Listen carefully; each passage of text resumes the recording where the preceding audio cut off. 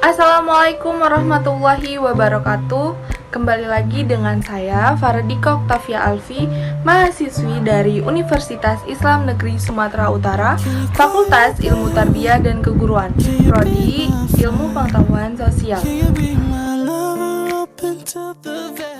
Untuk kali ini saya akan membuat video yaitu tentang critical book review dari mata kuliah White Collar Criminal.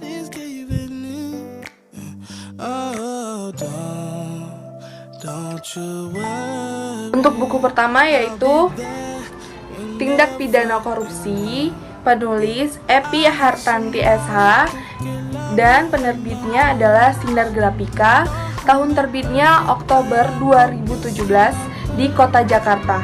Jumlah halamannya 187 halaman dan terdiri dari 9 bab.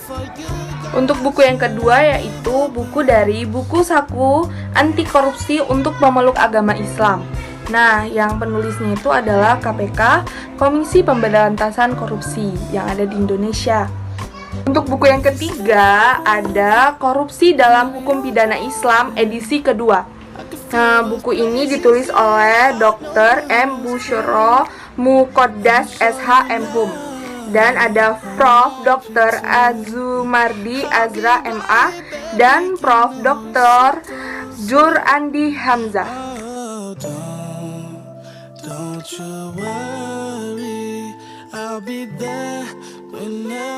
Di sini saya akan membaca isi dari buku ini. Yang buku pertama yaitu dalam Undang-Undang 1945 ditegaskan bahwa negara Indonesia berdasarkan atas hukum res stat, tidak berdasarkan atas kekuasaan belaka atau mostat.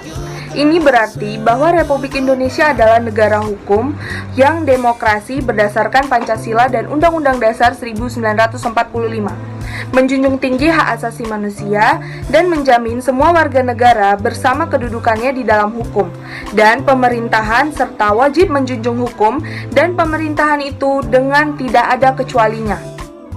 Menurut Simon, dalam rumusannya stat barfeit itu adalah tindak melanggar hukum yang telah dilakukan dengan sengaja ataupun tidak dengan sengaja oleh seseorang yang dapat dipertanggungjawabkan atas tindakan dan oleh undang-undang telah dinyatakan sebagai tindakan yang dapat dihukum.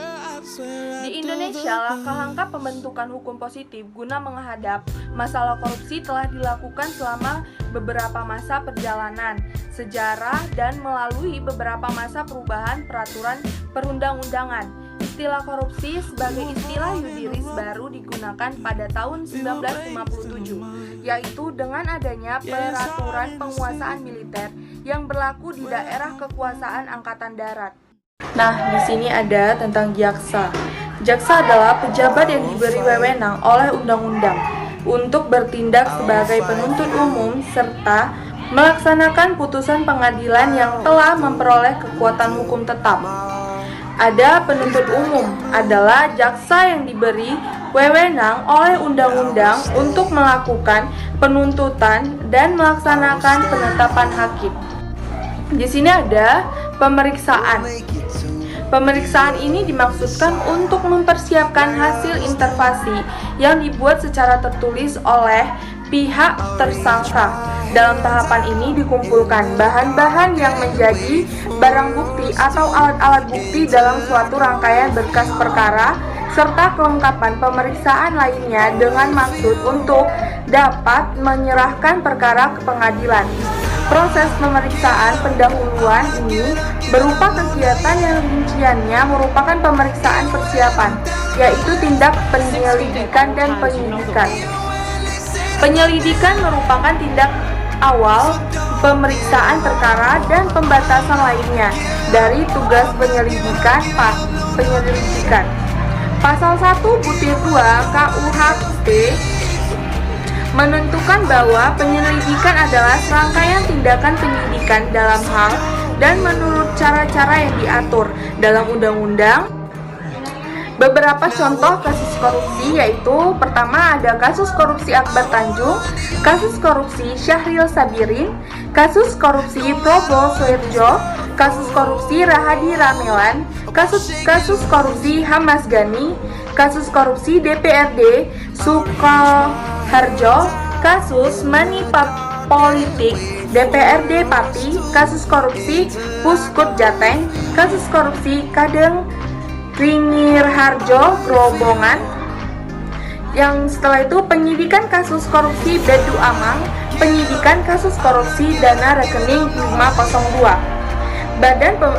Setelah itu ada Badan Pemberantasan Korupsi, yaitu ada Tim Pemberantasan Korupsi, Komite Anti Korupsi atau KAK, Komite 4, OPSTIP, Tim Pemberantasan Korupsi PPK, KPKPN, TGPTK. Sekian dari penjelasan buku yang pertama. Selanjutnya, buku 1, Anti Korupsi untuk Memeluk Agama Islam. Nah, isi dari buku ini yaitu Islam adalah agama yang sempurna dan paripurna. Islam mengatur semua aspek hidup dan kehidupan manusia, baik secara pribadi, sosial, berbangsa, dan bernegara. Islam menggambarkan tuntunan aspek duniawi dan akhirat, baik kabar gembira berupa pahala maupun peringatan, kabar buruk berupa ancaman atau siksaan. Dalam telaah pemahaman hikmah syariah atau Makasih al-Syariah, kajian Dr. Haji Harun al-Rashid, SH.M.Hum, dihadirnya syariat Islam pada dasarnya adalah untuk memelihara dan melindungi 5 hal pokok, yakni yang pertama agama, jiwa, akal, keturunan, harta benda, dan kehormatan diri. Dari kelima pokok di atas, memelihara dan melindungi harta benda adalah hal yang paling bersifat keduniawian. Islam memperhatikan naluri kepemilikan harta dengan sebagai sesuatu yang sangat kodrat. Manusia melakukan dorongan ini tak hanya demi memenuhi kebutuhan dasar sandang. Ini ada riswah adalah pemberian yang diberikan kepada seseorang kepada orang lain, yaitu pejabat, dengan maksud memuluskan suatu perbuatan yang batil atau tidak benar menurut syariah, atau membatilkan perbuatan yang hak. Pemberian disebut rasyid, penerima disebut murtasyi, dan penghubung antara rasyi dan murtasyi disebut raish. Suap, uang pelicin, money politik, dan lain sebagainya dapat dikategorikan sebagai riswah apabila tujuannya untuk memuluskan sesuatu yang batil atau membatilkan perbuatan yang hak. Hadiah kepada pejabat adalah suatu pemberian dari seseorang atau masyarakat yang diberikan kepada pejabat karena kedudukannya, baik pejabat di lingkungan pemerintah maupun lainnya. Korupsi sendiri adalah tindakan pengambilan sesuatu yang ada di bawah kekuasaannya dengan cara yang tidak benar menurut syariat Islam. Dalam sejarah Islam, praktik pemberian hadiah kepada pejabat atau pegawai dalam pengertian gulul pernah terjadi pada masa Rasulullah SAW. Dalam hadis sahih riwayat Al-Bukhari dan Muslim dikisahkan Rasulullah SAW mengangkat beberapa pegawai yang ditugaskan untuk menarik dan mendistribusikan zakat. Salah seseorang pegawai tersebut bernama Ibnu Al-Lutbiyah dari Bani Al-Azid. Suatu hari Ibnu Al-Lutbiyah menghadap Rasulullah SAW sambil membawa harta zakat yang dipungutnya dengan berkata, "Ini zakat untuk kalian dan ini hadiah yang diberikan para pembayar zakat untukku," ucap Ibnu Al-Lutbiyah sambil menunjukkan barangnya. Nabi SAW langsung berdiri dan bersabda, "Seandainya engkau duduk-duduk saja di rumah ayah atau ibumu sambil menunggu, apakah engkau akan memberikan hadiah?" Kemudian seusai sholat jamaah, Nabi SAW naik ke atas mimbar dan kembali mengeluarkan statement terkait kasus Ibnu Al-Lubtiyah. Jika seseorang pegawai diserahi tugas, kemudian datang dan berkata, "Ini untukmu," dianggap sebagai tindakan kejahatan luar biasa yang layak diberi sanksi hukuman dunia yang maha berat, mulai dari takzir dan penjara, sanksi moral, sanksi sosial, pemiskinan, sampai ke hukum mati. Sebagai rumusan, Halaqah Alim Ulama Nusantara membangun gerakan pesantren anti korupsi di Yogyakarta tahun 2015. Hukuman mati dapat diterapkan apabila tindak pidana korupsi atau tindak pidana pencucian uang dilakukan ketika negara dalam keadaan bahaya, krisis ekonomi, krisis sosial, atau dilakukan secara berulang-ulang. Selanjutnya saya akan membaca buku yang ketiga, yaitu Korupsi dalam Hukum Pidana Islam. Nah, teramat sulit membebaskan bumi pertiwi tercinta ini dari bahaya korupsi. Entah sudah berbagai badan dan lembaga dibentuk sejak zaman Orde Lama, Orde Baru, masa reformasi, dan pasca reformasi sebagai sebuah ikhtiar memberantas dan membasmi korupsi. Namun hasilnya belum memadai. Berbagai peraturan perundang-undangan pun telah disahkan sebagai sarana menjerat para pelaku korupsi. Semua orang paham dan mengerti bahwa Indonesia memang bukan negara Islam, walau data agama dan KTP mayoritas warganya berstatus Muslim. Sehingga tampaknya bagaikan pepesan kosong bicara hukum pidana Islam di negeri ini. Namun sebagai sebuah bentuk tanggung jawab, atau setidaknya sebagai sebuah ungkapan keprihatinan, wacana pemberantasan korupsi adalah hukum pidana Islam perlu dihadirkan. Konsep hukum takzir yang ditawarkan oleh hukum pidana Islam tidak selamanya harus berupa hukum ringan, melainkan bisa saja sanksi takzir berupa hukuman yang keras dan tegas seperti hukum mati. Hukum pidana Islam dapat dijadikan sebuah pisau analisis, bahkan sebagai sebuah sumbangsi pemikiran dalam penanggulangan tindak pidana korupsi di bumi pertiwi ini. Walaupun hukum mati tidak bisa diberlakukan saat ini, setidaknya asalkan anak Adam di muka bumi ini masih ingat mati dan berbagi bentuk sanksi ukhrawi, maka masih ada secercah harapan indah bagi masa depan bangsa besar dan bangsa martabat.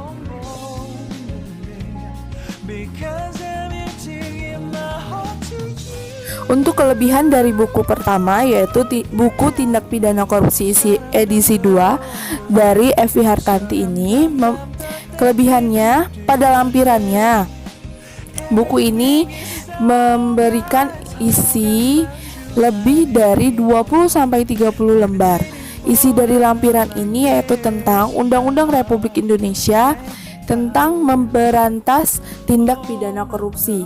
Sedangkan pada kekurangannya, buku ini dari covernya dia pecah-pecah, warna dari covernya ini luntur. Setelah itu, dalam isinya buku ini terlalu memberikan penjelasan yang bertele-tele, tidak memberikan penjelasan pada intinya. Untuk buku yang kedua, pada buku ini isinya singkat, padat, tidak bertele-tele dalam memberi penjelasan. Banyak memberikan tentang isi dari Al-Quran. Dan untuk kelemahannya, buku ini tidak memberikan daftar pustaka dan sumber-sumber dari mana yang ada dalam buku ini. Pada buku yang ketiga ini, kelebihannya yaitu dia memberikan isi dari bukunya ada dari isi dari ayat-ayat Al-Quran dan memasukkan ayat-ayat Al-Quran. Adapun kelebihannya selanjutnya, buku ini mudah dipahami untuk pembaca, dan kekurangannya walaupun mudah dipahami tetapi pada isinya buku ini memberikan penjelasan yang sangatlah bertele-tele dan terlalu banyak materi yang membuat pembaca dapat menjadi bosan. Dan di buku ini masih ada terdapat tulisan yang memiliki kekurangan huruf.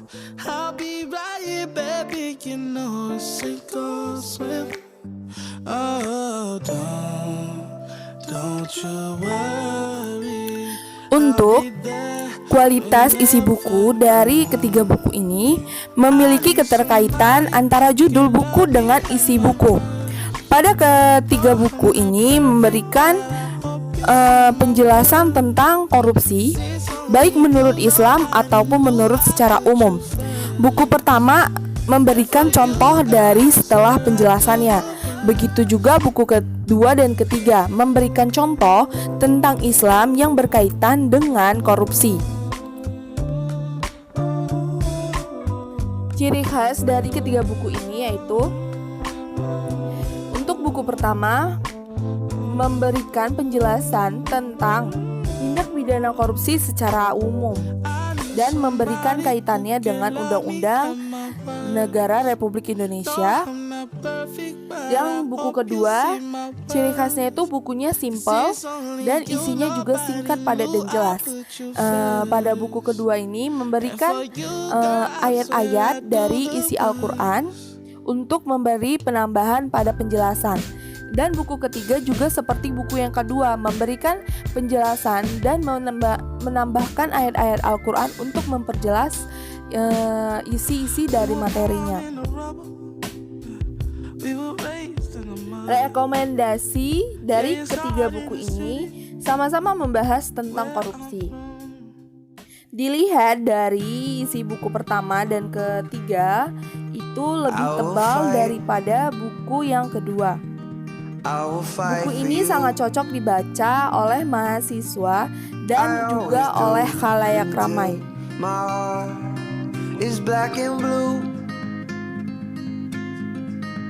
I will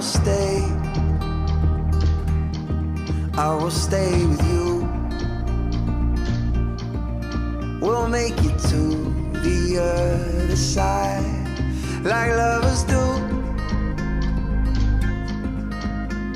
I'll reach my